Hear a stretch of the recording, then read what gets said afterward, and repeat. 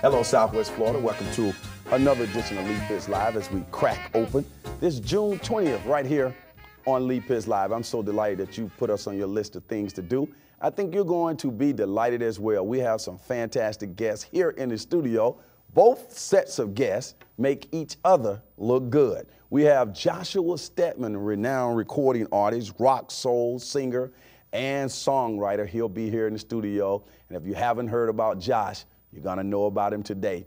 And we're back with a renowned recording artist. If you haven't heard, then maybe you're supposed to know because you got to go to his MySpace, his Facebook account. We'll get that from him shortly. And also we have his website up on the screen. He's been taking the world by storm with his wonderful sounds. I got a chance to hear him in Miami, and I was just so thrilled. And when I left the Van Dykes, giving Van Dykes a plug, I said, I got to have that guy on my show. His name is Joshua Stedman, rock, soul, singer, songwriter. I like that part, songwriter. You see his photo up on the screen there. And Joshua, welcome to the show. Thank you, Lee. Toast. Great to be here. Let me take people into that night. I walked up into Van Dykes, and there you were, in all your glory, just humming away on the guitar. Had a nice band, nice combo there. And I was just chilling in the corner, and I said, man, this guy is a great talent. Let's see if we can get him on the show and introduce you to our million viewers and let them know about you over here on the west coast of Florida. Where are some places you played around the country, though, thus far? A lot in South Florida, the Miami side, Fort Lauderdale, up in New York, which is where I come from mainly. Okay. So, and some out in California, Colorado, and going to make my way across the Southeast pretty soon. Good. How's your music been received when people hear you do your thing?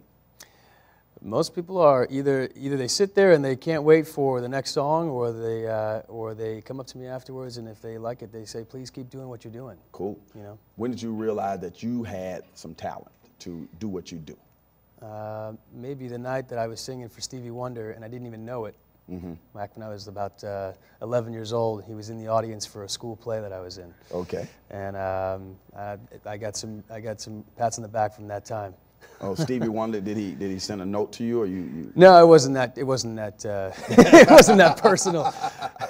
I was more friendly with his kids, you know, and so stayed in touch that way. But you know, it was a crowd thing. I think at 11 years old, you can have a little fun. I asked you to describe yourself as a musician. You said rock, soul, singer, songwriter. How did you define rock, soul? Oh, it took me so long to figure that out. But I think the reality was that I still have a lot of rock roots, but I definitely have some soul in me. You know, it's in the blood. So I had to mix the two to feel right. And then the singer-songwriter part is really just about making sure that I write the feeling that comes out of the heart. Excellent.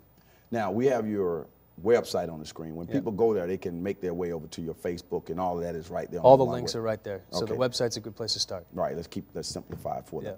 I have we've seen the cover of your CD, and we have some other pictures that, Rick, if you can run those pictures some more of Josh. One of the things I noticed, though, is this, I'll just hold this up to this camera, this logo. It's a real cool logo when I was researching you. And is there something you're trying to get across in that logo? Something a very, very close friend of mine made that logo, and she knows me very well. And it was the type of thing where I gave her the full carte blanche to come up with a concept that described what she thought of me in a way that you know, of course I would make the final approval on it and whatnot. You know, I got to do that. But I love the idea. It was sort of flowing, yet sharp, yet you know, continuous, and it's sort of JS backwards in a way. So. Okay.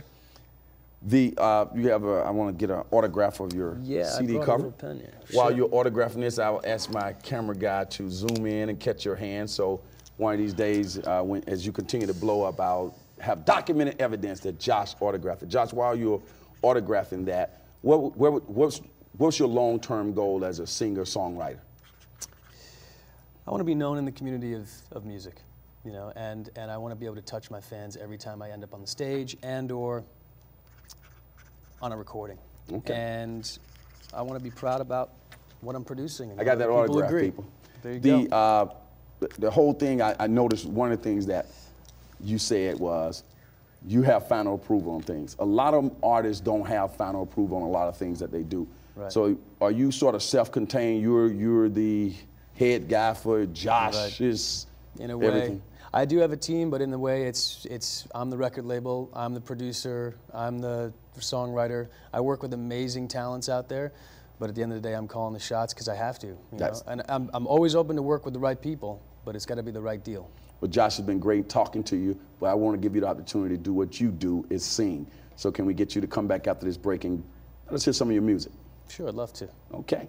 Joshua Stedman, ladies and gentlemen, boys and girls. When we come back, Joshua on the guitar. We'll be right back.